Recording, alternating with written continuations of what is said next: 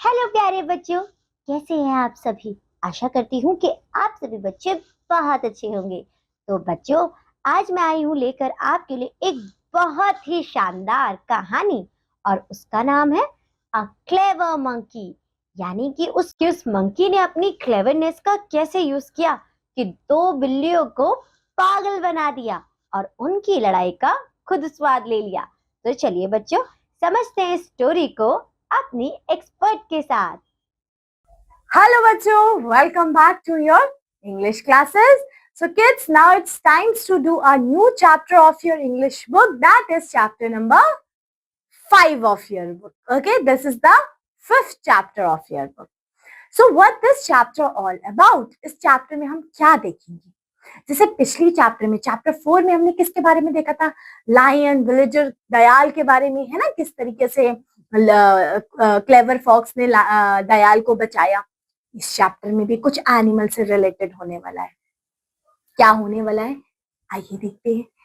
ये चैप्टर 5 है the clever monkey के बारे में। एक चतुर मंकी, मंकी मतलब बंदर, क्लेवर मतलब समझदार, चतुर बंदर के बारे में ये स्टोरी होने वाली है। तो क्या होता है इस स्टोरी में, कैसे मंकी चतुर होता है, क्या करता है वो मंकी, आइए जानते हैं इस चैप्टर में। Okay, let's see. सबसे पहले वार्म अप में क्या बोला है, छोटी सी संधि सी बताइए। The story tell how two foolish cat lost his bread.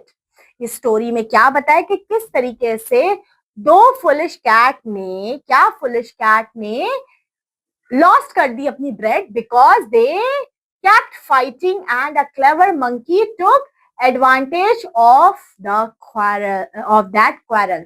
मतलब वो जो लड़ाई चल रही थी दोनों कैट में कि ये मैं लूंगी, घर में होता है ना आपके, एक कोई पिज्जा आ जाए या कोई अच्छा एक नया पेन आ जाए, अब दोनों भाई बहनों में लड़ाई चलती है, मैं लूंगी, उतने में ही वो टूट जाता है ना? तो इसमें भी कुछ ऐसा ही होता है, टूटता तो नहीं है। इसमें क्या होता है, एक ब्रेड के चलते दोनों बिल्लियों में हो रही थी लड़ाई और उसका फायदा मंकी ने ले लिया क्योंकि मंकी था क्लेवर, समझदार, चतुर। कैसे लिया मैम, हमें बताओ, वो कैसे पता चलेगा? स्टोरी से। चलिए स्टोरी में देखते हैं क्या है। सबसे पहले क्या लिखा है, once two cats stole a loaf of bread. एक बार क्या हुआ, दो कैट्स ने क्या लिया, ब्रेड का चुरा लिया था कहीं से। ठीक है, देखो दोनों बैठी हुई है ना? अब क्या होता है देन, उसके बाद then what we can call, then they ran to the forest. और उसके बाद वो चली गई जंगल में। Then they ran to the forest.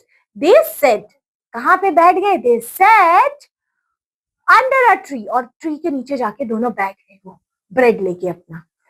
They try to divide the loaf equally but they could not do so. वो चाहते थे उस ब्रेड को दोनों इक्वली डिवाइड कर ले। जैसे होता है ना, हमारे घर में भी कोई चीज आती है, मम्मा कहती है इक्वल दोनों बांट लो, आधा तुम्हारा आधा तुम्हारा, बट वो आधा कभी नहीं हो पाता। वो लड़ाई के चक्कर में या तो सब खराब होता है या तो किसी को नहीं मिलता। तो ऐसे इन दोनों कैट्स के साथ था, वो दोनों इक्वल डिवाइड करना चाहते थे उस चीज को, बट वो हो नहीं पाया, है ना? Thus they begin to quarrel। और दोनों फिर आपस में लड़ने लग गए, क्वारल करने लग गए, झगड़ने लग गए दोनों कैट। ठीक है, they saw a monkey with a scale. और उन दोनों ने एक मंकी को देखा कि उसके पास एक स्केल था। इस तरीके तराजू होता है ना, आप लोगों ने मार्केट में गए होते हो आलू प्याज लेने, और ये तो बराबर बराबर नाप के देगा, है ना? सो उस टाइम उसने उन दोनों कैट्स में, वो दोनों जब लड़ रही थी, क्वारल मतलब लड़ रही थी कि ये मेरा है ये मेरा है, तब तक उसने एक मंकी को देखा उन दोनों ने।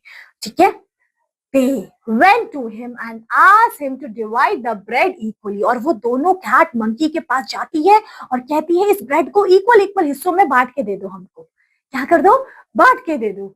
The monkey was very clever. Monkey तो था ही क्या, बहुत समझदार, चतुर, क्लेवर था।